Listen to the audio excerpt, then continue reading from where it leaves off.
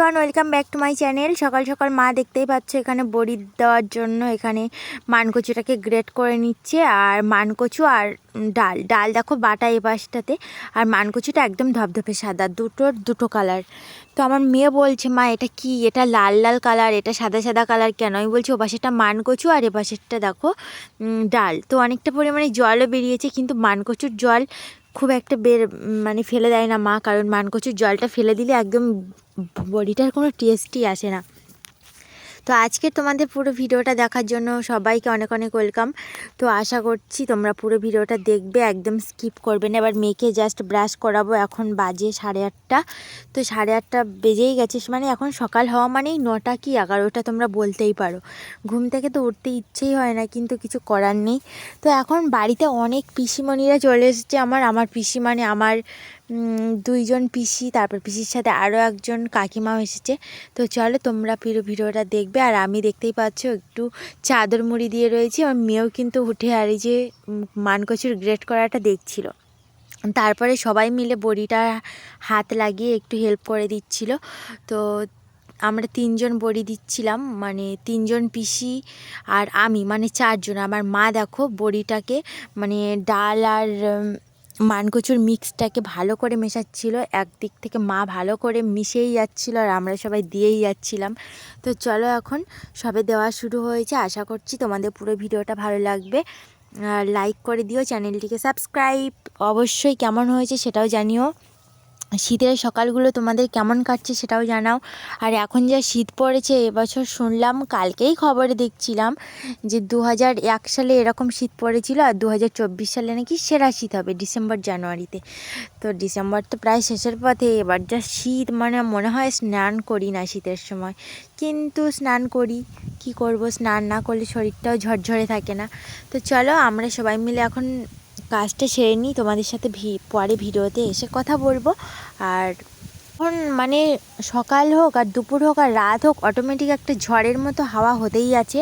আর এই হাওয়াটাই যেন মানে মনে হয় জাস্ট জীবনটা থেকে ধরটা বেরিয়ে গেল, মানে ধরটা থেকে জীবনটা বেরিয়ে গেল, এরকম একটা সিচুয়েশান হয়।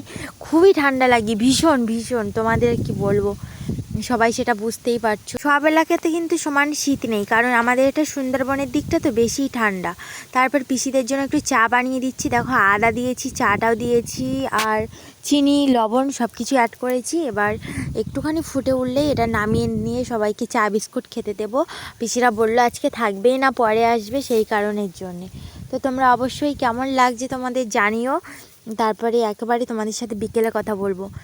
যেমন কথা তেমনই কাজ। বিকেলে চলে এসেছি বন্ধুরা বাজার থেকে এখন। আর বাজার থেকে এই যে সিঙ্গারা নিয়ে এসেছি, অনেক দিন বাদে সিঙ্গারা। তোমরা হয়তো অনেক দিন বাদে ভিডিওতে দেখছো সিঙ্গারার গল্প, কারণ বেশ কিছু মাস আগে আমি প্রচুর সিঙ্গারা চপ ফাস্টফুড খেয়েছি। খেয়ে আমার বেলি ফ্যাটের প্রচুর সমস্যা হচ্ছিল, বাট আমি সব কিছু খাওয়া বন্ধ করে দিয়েছিলাম।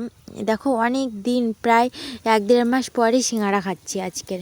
বেশ টেস্টি লাগছিলো। আর আমি একটু ফাস্টফুডের প্রতি বেশি এনার্জি ফিল করি। তো এবার থেকে ওসব আর খাবোই না ভাবছি। এসব ক্যালসিয়াম বড়ি, এসব যেগুলো শরীরের মানে ভবিষ্যতে আমাদের কাজে লাগবে, যেমন 30 বছরের পর থেকে আমাদের কোমরের মেরুদণ্ডের যে হাড়টা, ওটা থেকে ক্যালসিয়াম ক্ষয় হতে থাকে। তো ভাবছি এবার থেকে ক্যালসিয়ামের বড়িটাই খাবো বেশি করে, এসব ফাস্টফুড একদম বাদ দিয়ে দেবো। তো মাছটাও নিয়ে চলে এসেছিলাম। আর নদীর মাছ মানে আয়োডিন বেশি, সেটা জানোই। তো আয়োডিনের প্রবলেম থাকলে অনেকে এটা নদীর মাছই বেশি খায়। আর এই মাছটা প্রায় 300 গ্রাম, জানো তো একটা মাছ। আর এটা এখন কেটে নেবো প্রায় 5 পিস করে। তো চলো মা এখন কেটে নেবে।